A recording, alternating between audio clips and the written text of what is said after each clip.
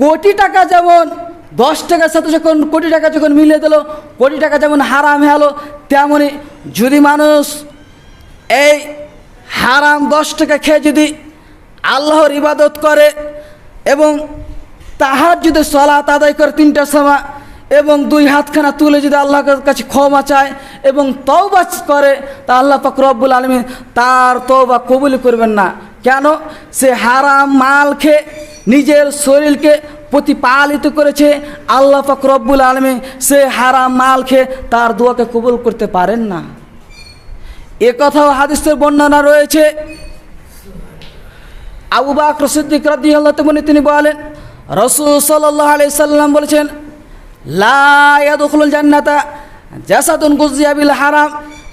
সেই ব্যক্তি জান্নাতে যেতে পারে না যে ব্যক্তি হারাম মাল খেয়ে নিজের শরীরকে প্রতিপালিত করেছে, হারাম মাল খেয়ে নিজের বডিকে মোটা তাজা করেছে, সেই ব্যক্তি জান্নাতে যেতে পারে না। সেই ব্যক্তি জান্নাতে যেতে পারে না। মুরব্বী সাহেব, আমি আপনার কি দিয়ে বুঝাবো বলেন? কি যে প্রতি গ্রামে, প্রতি বাড়িতে, প্রতি পরিবারে হারাম না খেলে পারে তার শরীর বনবে না।